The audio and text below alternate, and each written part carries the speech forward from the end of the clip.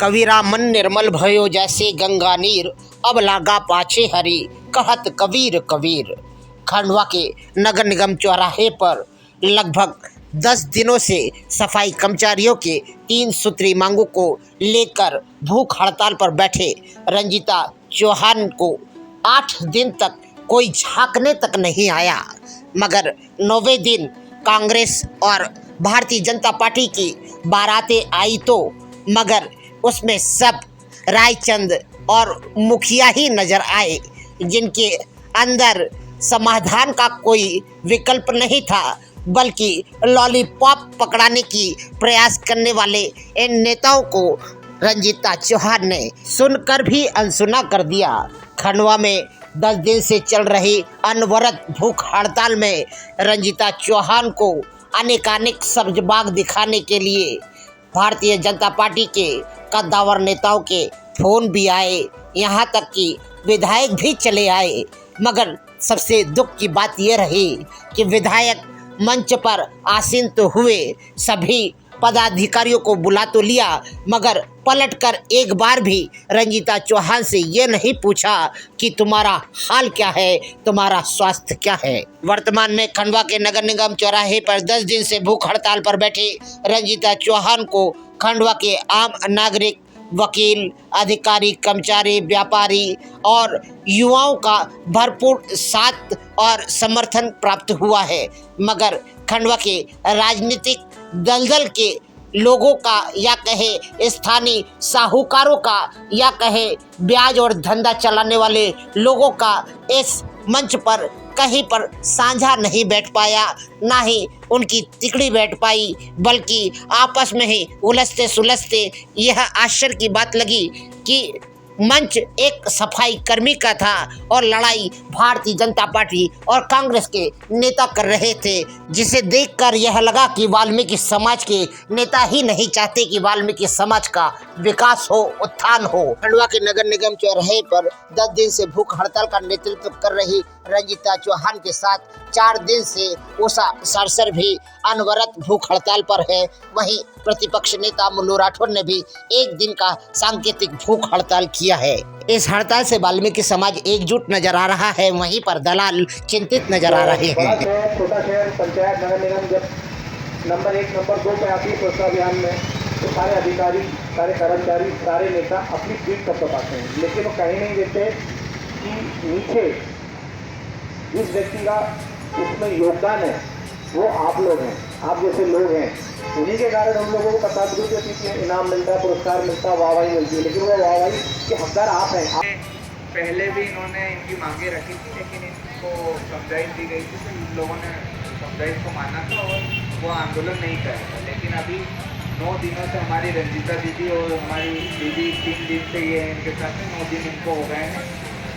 तो आज 9 दिनों के बाद आज कंपटीशन मचा हुआ था कि आज हम चले पहले विधायक अपने राम डांगोड़े जी आए, जैसे उनको पता चला देवेंद्र वर्मा जी को सब कुछ वो भी आए, सारे पार्टी के लोग आने लगे और दीदी को समझाइश देने लगे। तो दीदी ने एक ही बात बोली है कि मैं मर जाऊँगी लेकिन अपनों का साथ कभी नहीं छोड़ूंगी, ये मेरी मांग है, ये 3 मांगे दूसरी मांगे, इसको आपको मानना पड़ेगा, तो ही मैं यहाँ से उठूँगी, नहीं तो मैं यहाँ से नहीं उठूँगी। दीदी का हम समर्थन करते हैं। और दीदी ने एक और बहुत अच्छी बात बोली, विधायक जी ने इनको बोला कि अभी आपकी बात प्रशासन तक पहुँचाना बहुत कठिन है, तो हमारी दीदी ने एक ऐसे शब्द बोले हैं जो बहुत ही मार्मिक है, और वो शब्दों का मतलब क्या बोले, उनके विधायक के सामने ऐसी बात बोल दी। दीदी ने बोला कि चलो ठीक है, आप नहीं आप बात पहुँचा सकते हो, तो आपके बीजेपी के कार्यकर्ता या आप हमसे बोले पेशाब कर दो, ताकि आपको मुख्यमंत्री को पता चले, तो वो हमको इस बहाने कम से कम पेट बुलाने के लिए तो बुला ले। तो कितनी शर्म की मैं शासन और प्रशासन से ये चाहती हूँ कि आज पूरे 9 दिन हो गए हैं दीदी को, और आज उसकी तबीयत भी नाजुक है, और किसी से डॉक्टर साहब चेकअप करने आए हैं, चेकअप करके भी लेके गए हैं, और उसके बाद में हम उनको हॉस्पिटल लेके गए हैं। डॉक्टर के इलाज के बाद में डॉक्टर ने भी कहा है कि तो आईसीयू में भर्ती की जाए, लेकिन हमारी दीदी इस चीज़ को मानने के लिए तैयार नहीं है।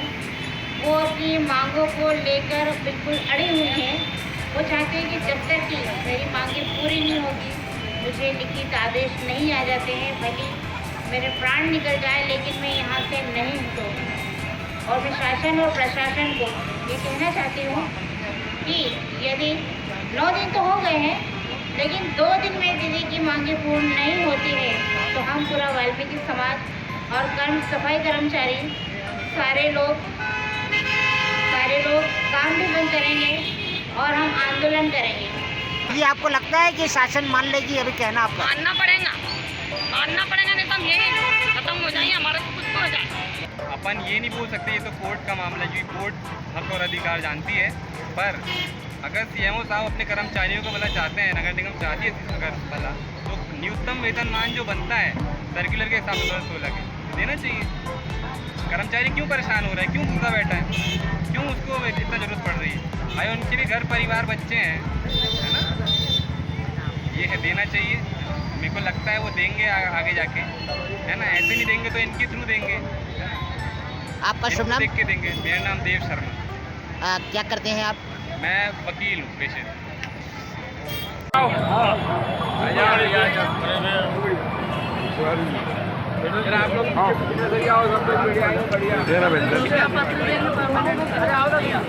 ये सरकार है आप 20 साल से ना तो परमानेंट करा न कुछ करा, भूखे मर लेकिन नौबत आके 7-8 में ये सरकार आपको 20 साल है।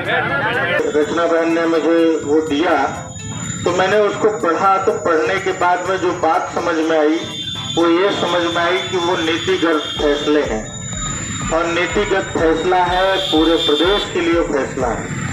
लेकिन एक बात आप लोगों को अनुनय पूर्वक, और बहन को हम चाहेंगे कि तुम हमारी छाती हो बेटा, और आपका जीवन हम लोगों के लिए बहुत बहुमूल्य है।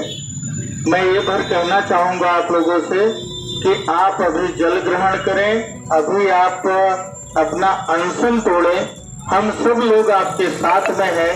और ये नीतिगत फैसला कराने के लिए मैं माननीय देवेंद्र वर्मा जी की तरफ से आपको आश्वस्त कराना चाहता हूं कि उसके लिए हम सब आपके साथ चलेंगे और उस काम को, तीनों मांगों को आपका पूरा कराने की हम लोग पूरी कोशिश करेंगे। कल परिषद की बैठक होने वाली थी।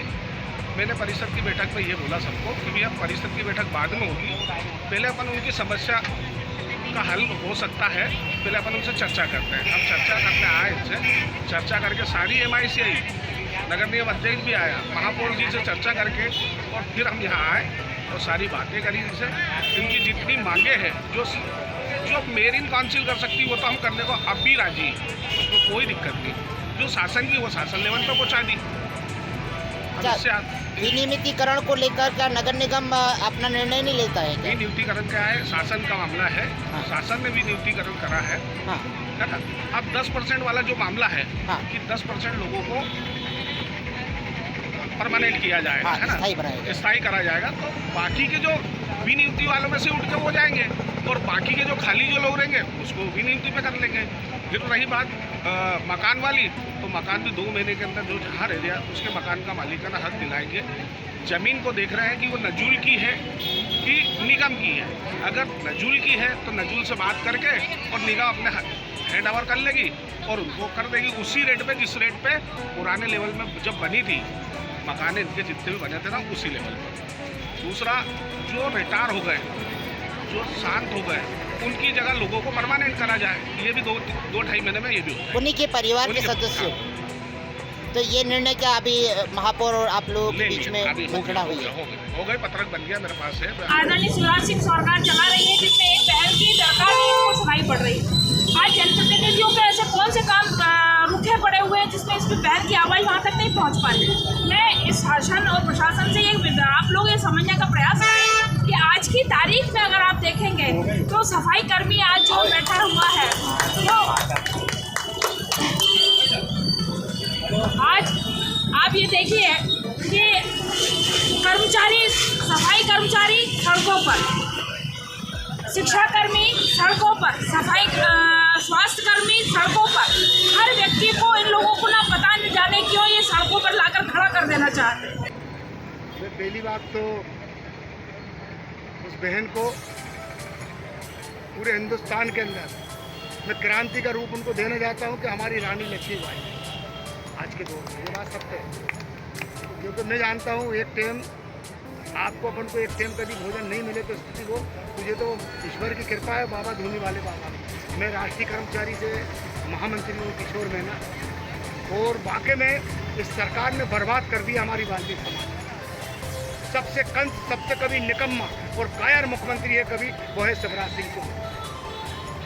ऐसी महामारी में, कोरोना की महामारी में जैसे सैनिक वहाँ डटे रहते हैं, ऐसे सैनिक की तरह भारत के अंदर इनने आज से कभी ये नहीं होते सैनिक तो जो शहर कब्र में हो जाता है हिंदुस्तान। यहाँ जो भूख हड़ताल कर रही हूँ वो शासन से लड़ाई है, क्योंकि शासन ने जो हम कर्मचारियों का जो शोषण कर रखा है और यहाँ के स्तर पे जो लोग हमारा शोषण करते हैं, 10% कर्मचारियों को स्थायी करते हैं।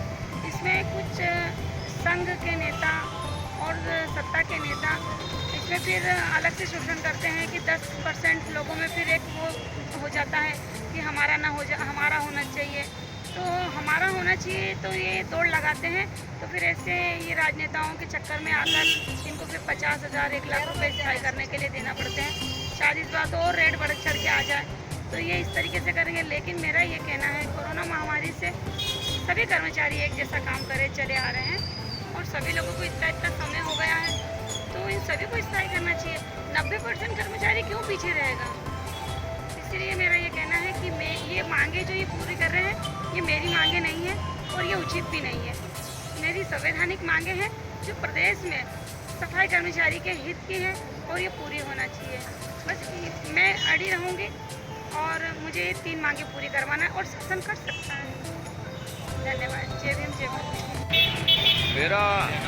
मैं दीपक पिता सनैया, जो भाई बेटी आंदोलन पे समाज के लोग जो सिर्फ तनख्वाह लेने के लिए फिक्र से जाते हैं और नौकरी करने के लिए फिक्र से जाते हैं, उनको गोगा चौहान बाबा की कसम है, एक अगर घर से निकल के इस भाई का साथ नहीं दिया तो वो क्या है जीवन में जो हो रहा है उनके साथ में शोषण, उनको अगर अभी नष्ट नहीं करेंगे तो कभी भी नहीं नष्ट कर सकते। और अगर ये जो बाढ़ आती है उसमें बड़े बड़े झाड़ बह जाते हैं, लेकिन जो तिनका रहता है वो लेट जाता है।